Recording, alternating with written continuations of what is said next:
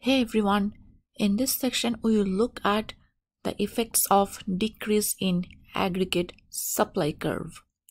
So here in the graph we have the two-quadrant graph with price on the vertical axis and real gross domestic product on the horizontal axis.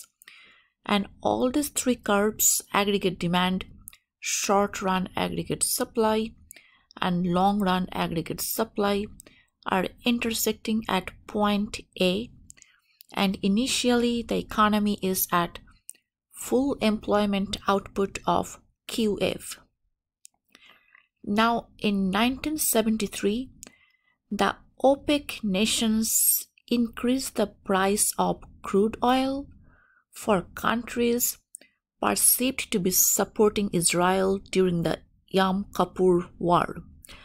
So the countries that were affected and targeted by this decision were Canada, Japan, Netherlands, UK, US, and to some extent Portugal, Rhodesia, and South Africa. So basically the price of crude oil went up by 300%.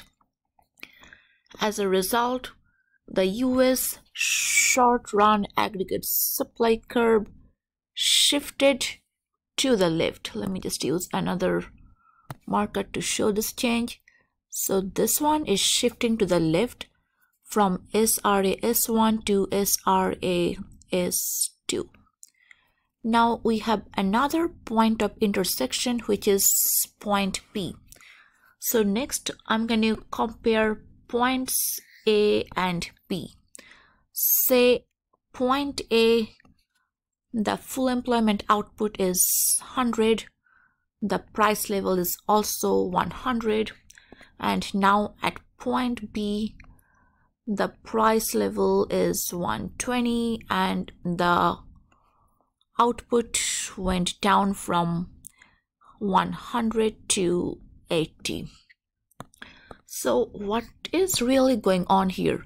So the price has gone up from 100 to 120, and we have an inflation, and this is a cost push inflation because this is initiated by a decrease in aggregate supply curve. That means the aggregate supply curve has shifted to the left. And this was one of the external factors affecting US economy, where the price of imported raw materials went up. Okay, so we had an inflation because of this price increase, and as you can see here, the output also went down from 100 to 80, and we had a recession because the real gross domestic product went down.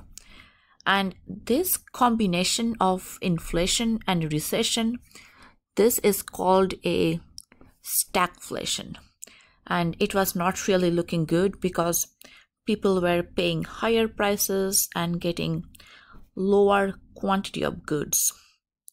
All right, this is all about cost push inflation. Thank you very much.